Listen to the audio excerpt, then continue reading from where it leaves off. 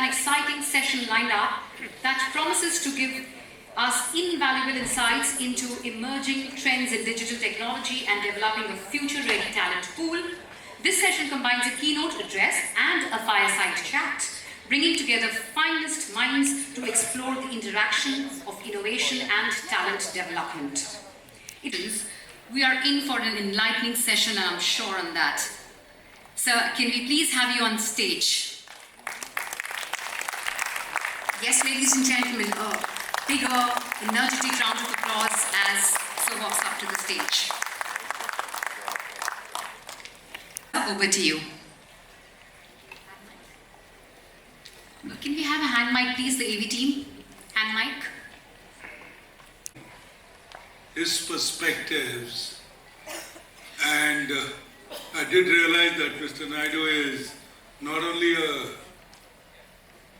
good policy maker, not only a good influencers in various governments in India, but he is also a good mathematician.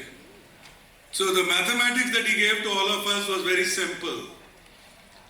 2047, Indian economy is expected to cross $30 trillion.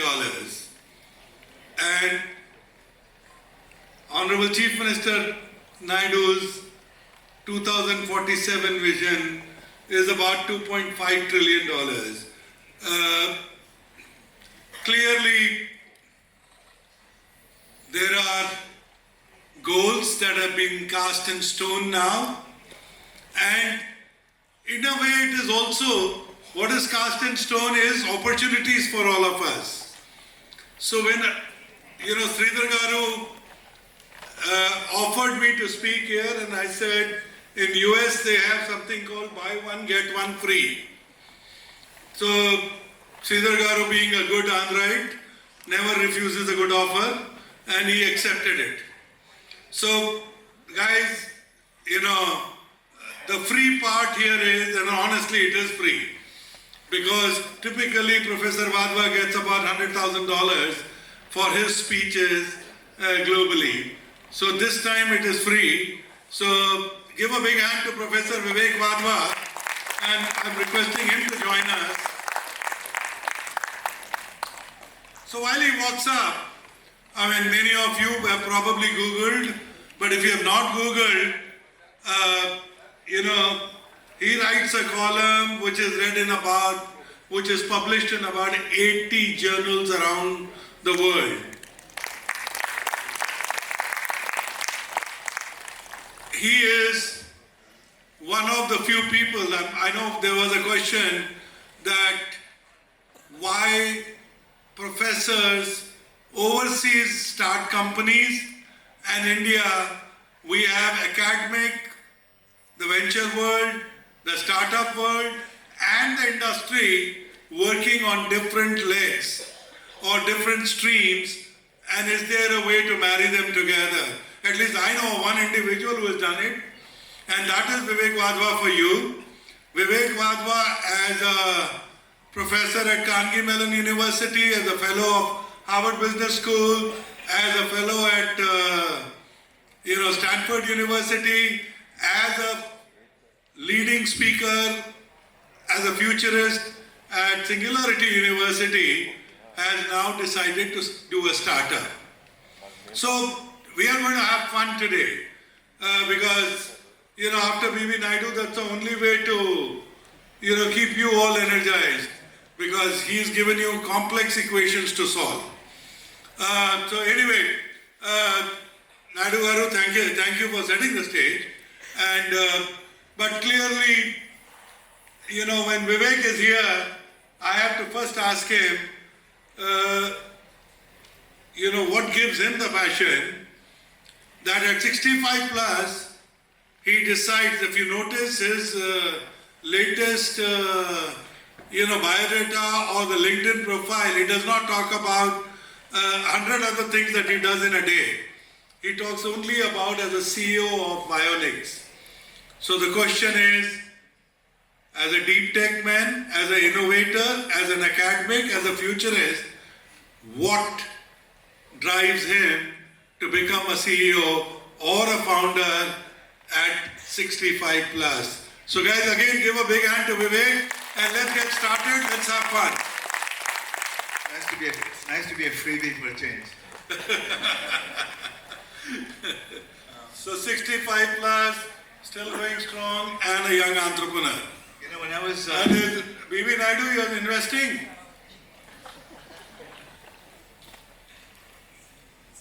Come over here, CP, come on. Entrepreneur. Because the stereotype is that it's college dropouts like Mark Zuckerberg, Steve Jobs, who started the biggest companies there. What we found was that the stereotype was completely flawed. That yes, there may be a couple of people who made it big, dropping out of... But the vast majority of Silicon Valley entrepreneurs were aged 39 years of age. There were twice as many over 60 as twice as many over 50, 60 as under 25, twice as many over 50 as under 25, twice as many over 60 as under 20. I never imagined when I was doing the research that I would become one of those entrepreneurs, but CP asked a question. I mean, well, CP and Anu and my wife were very close. I lost my wife to cancer. I was devastated. And rather than, I couldn't work, I couldn't do anything after I lost her. I said, okay, let's now channel all of my energy and give myself a purpose of fulfilling her wish that no one suffers the way she did. So I decided that I'm going to now do what no one has done before. I'm going to cure cancer and I'm going to now solve the problem of medical diagnostics. Now, you know, the reason why I'm sharing all this with you is because my impression of India is that you folks don't have the confidence to believe you can change the world. I mean, the fact is that because of the British colonialization for hundreds of years, India was suppressed. Whereas India used to lead the world in science and technology, mathematics. You go back in Indian history, India led the world. India was the world's only superpower for generation after generation after generation. And now after colonialism, India had developed an inferiority complex. The white guys are better than we are, all right? India can lead the world. I mean, what I've achieved already in my company, Vionix Biosciences, the West has been trying to do for the longest time. If you read about Theranos, $1.4 billion disaster fraud. If you read about all of these other startups in which Silicon Valley, venture capitalists put hundreds of millions of dollars into, almost all of them crash and burn, fraud, fraud, fraud. Working in India over the last year with IIT Madras and AIMS, All India Institute of Medical Sciences, we have achieved something that the Silicon Valley couldn't do after billions of dollars in research. Now, CP Gurnani, Nitin Mehta, there are a bunch of other great people who've been helping me. None of this happened on its own. But Indian ingenuity has proven itself to me. That Indians can achieve what the West dreams about. You have the experience, you have the knowledge, you have the data to be able to do anything. And that's why, I wanted to come here and communicate this directly to you. Thank you, Vivek. And clearly, the key message for all of us, it doesn't matter, guys, if you're still not 39 or still not 65. Naidu will still fund you. So, all I'm trying to tell you is that, people like Nitin Mehta, who were the legends of Silicon Valley, who were the early stage investors in Silicon Valley, will tell you is that sometimes you need the right ingredients for the investors to go after you. Now, what are the right ingredients, as Vivek pointed out? Number one, appreciation of technology, DeepTech. Number two, talent pool. Number three, more importantly, is an ecosystem which is willing to support the dreams or help you chase the dreams. Now, my question to Vivek at this stage is, he recognized 1.4 billion people in India, healthcare as a problem to solve, a missionary zeal of Vivek, and number four, finding the right teams at IIT Madras and the AIMS as a collaborator. Are there other sectors where you think India should leapfrog and take a lead? CP, in every single sector, India has the ability to lead the world. All right, now, in your list is one thing which is missing, which is confidence, which is assertiveness. These people are timid and humble, and especially when they talk to venture capitalists eat them alive because of their humility. In Silicon Valley, the reason why Zuckerbergs and these people are able to raise so much money is because they show a touch of arrogance. And when they get in front of venture capitalists, the venture capitalists are bowing down to them. Right? You have the exact opposite dynamic here in India. That the humility is what you think is an asset. No, you have to be confident and you have to be assertive and do whatever it takes. And the question that CP asked is what fields? Well, I ventured into biotech because I needed to do it. In almost any field where you require data, where you require talent, where you require mathematics, DeepTech skills, India can lead the world because it's, what I'm trying to build right now with Vionix Biosciences required a knowledge of thermodynamics, plasma physics, electrical engineering, mechanical engineering, biotechnology, skills which I could never get in the United States. These skills, these so-called deep tech skills, are very rare in the United States. Yes, you'll find them in some government labs and research labs at MIT and so on. You won't find them in places like Rizal. You won't find them, in Chennai, the way you can find them in India. You have talent everywhere. Engineering colleges still teach mathematics.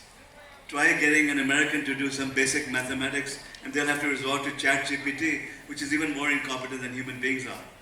Right? So you've got the skills in this country, and the costs are so low that you can do things for 5% of the cost of doing things in the United States. So, if all of what you say is true, again, guys, eventually I'm going to ask you to participate in this conversation. If you think all of this is true, which is confidence, humility, money, and more importantly, an idea that we met a few entrepreneurs during the tea break, and we saw that some of the youngsters had confidence to say, my visiting card is my payment card. That was beautiful. I told her that I wanted to buy 3 of them myself. 500 rupees, you have a card that you can just click to a phone and it transmits all your contact details. It's brilliant. You don't have any equivalent technology in the West. If this team was in Silicon Valley, they'd be raising money at $100 million valuation. That's how crazy they are over there. Entrepreneurs over here have no clue how to even approach venture capitalists to raise money or take it to the next stage. Bharti and Malesh, if you are there, I want you guys to stand up and at least let's give them a big hand. And you've got to get me 3 of those cards. All right? So my point is different. My point is, when do you see India Incorporated creating a $1 trillion valuations, whether it's an Nvidia or a Microsoft or a Apple, and what is holding us back? CP, I'll settle for $1 billion right now. There are a bunch of unicorns in India right now. We need more of those. $1 trillion is the US system where everything is geared towards these companies. They have monopolies.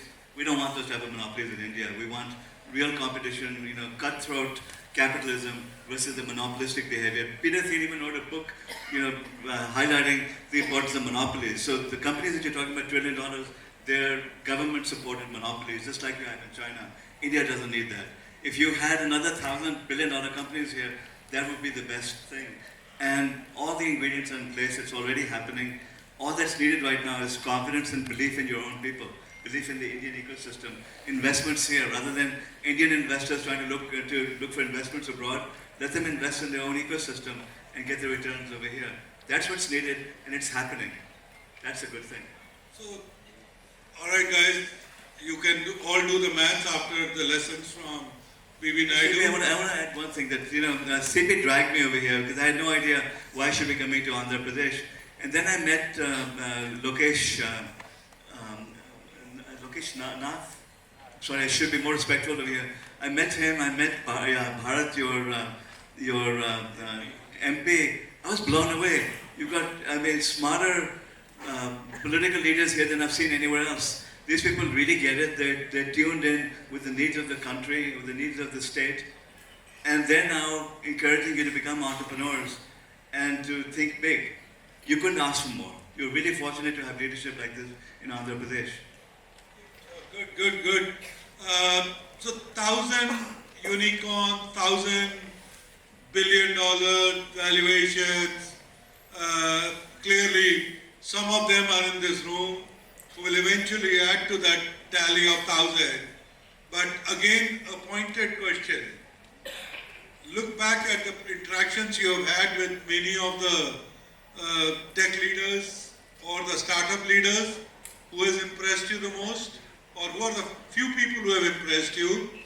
And for the next 500, what is your advice? Okay, CP, the people who impressed me here weren't the old line business executives. Forget it, they're from the past. The people who impressed me were the little girls, the young girls who came over here from Keynote College. AI contacting me on LinkedIn beforehand saying, would I really like to meet you, sir? I said, come find me over here. These kids want the opportunity to be able to build world-changing technologies. They're already now thinking about entrepreneurship.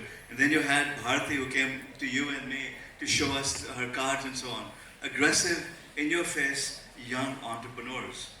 They're the future of India. They're the ones we need to be supporting, encouraging, and they're the ones who are going to build the billion-dollar companies.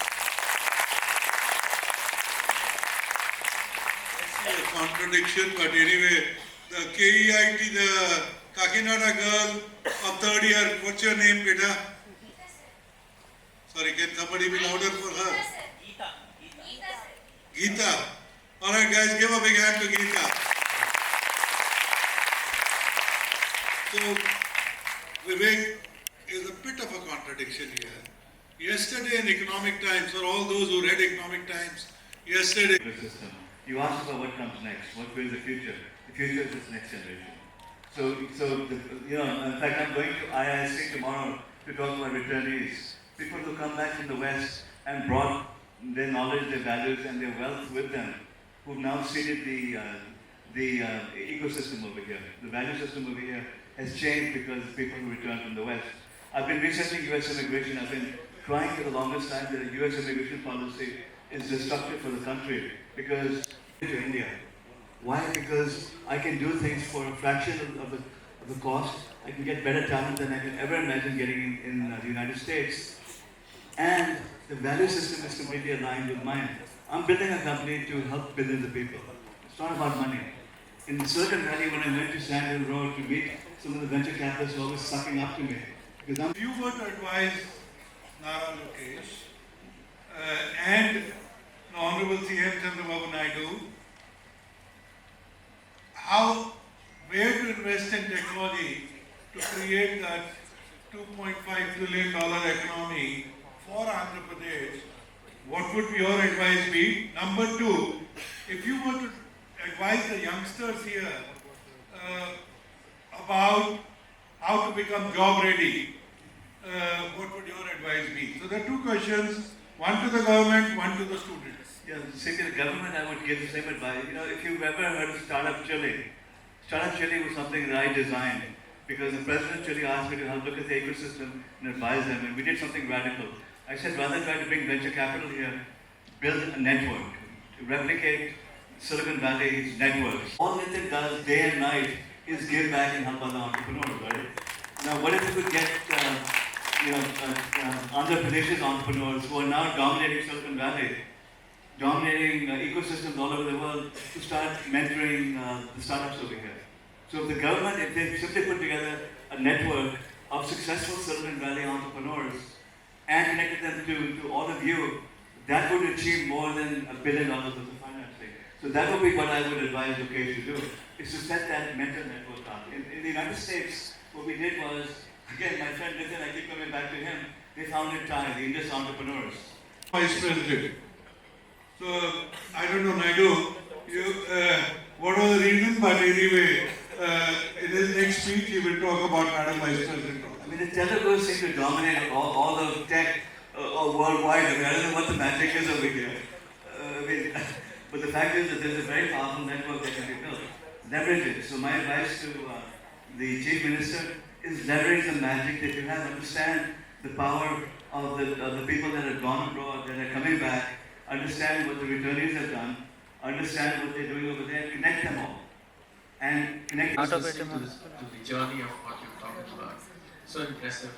A couple of success stories which I wanted to share with all the friends and the next generation, which I could really, see that success. The first point which both of you are commenting on is networking. In the last 7 years of a journey, and the kind of opportunities which the networking has given to me. When I started this company, I started for the farmer. I went to Araku region, and I was talking to tribal farmer. And that emotional connect made me start native Araku coffee. And after that, when I started going around and understanding coffee, there are so many verticals and opportunities which are there. So filter coffee is there, instant coffee has always been there. In one of these sessions like this, somebody spoke and saying that, Ram, why are you doing the same coffee? There is something called a sustainability of coffee. Why don't you think about it? There is one startup from Bangalore who said, sir, I have a solution out of it, but I don't know how to do that. Then I reached out to them and we spent some time with them. And today the byproduct which is there in your box is the same sustainable coffee mug made out of coffee waste husk. That is one success story. Second story which I wanted to share is, in one of the networking events, it's called as Indian Startup Festival, which is owned by J.H. Chaudhary sir. He was actually mentoring us. In that session, Dr. Nageshwar Reddy, who's the AIG hospital chairman, he saw and he said, Ram, there is so much in coffee which we don't know. We write prescriptions for patients for fatty liver and cholesterol and all of them. What is that we can make a difference? And we did a little research. We signed an agreement about 3 weeks back, where in the next 18 months to 2 years, we're going to come out with a capsule which is made out of Indian coffee, which will work for you to cure fatty liver, cholesterol on your body with individual body metabolites. So I thought, I was hearing when this lady was pitching about the card with the payment guideline. It struck my mind. Next month I'm starting something in Hyderabad. You'll be my first partner to join with us to promote your brand. So the lesson over there is that you should be looking to solve your own problems. Solve local problems. A lot of entrepreneurs I meet in Bangalore and Delhi, they're thinking about Silicon Valley, so solving Silicon Valley problems, trying to do the same stupid companies that Silicon Valley is building. Don't do that. Don't make that stupid mistake. There's a billion problems to solve in India. Solve those and you'll find that the rest of the world needs those solutions as well. And if you succeed here, you can take it global. But start local. Thank you so much. I just want to share that with the next generation of entrepreneurs. Thank you, sir. Thank you. And I'm glad that I was able to persuade Professor Vivek Wadhwa. I'm also very glad that he did a free session. Thank you very much. That was indeed me. All right. Thank you, guys. I'm very good.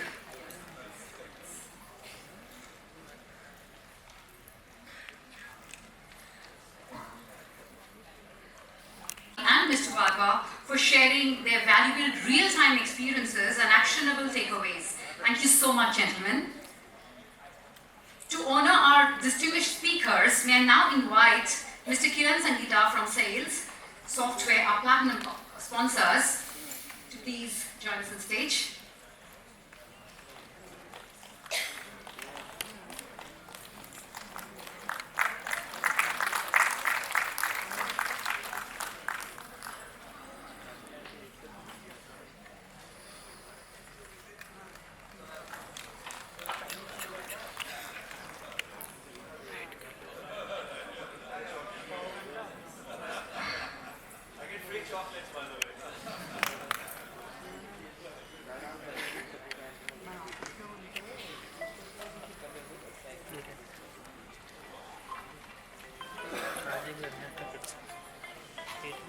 Hardly urgent carpet.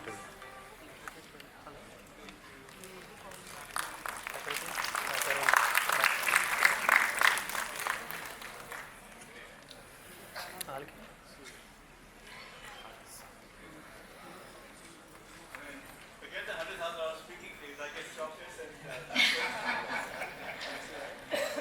Thank you so much, gentlemen. Thanks a lot.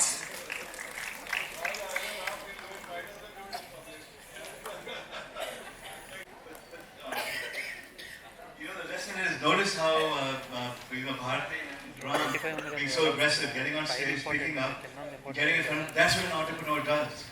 You don't sit back and be nice and respectful, sir, sir, sir. No, you go and you do what you have to do. You get aggressive, you find the people you have to meet, find the way they are, get in front of them, and keep contacting them, keep writing to them until you get through. That's what it takes to build a billion-dollar business. Thank you so much, sir. And that indeed is true.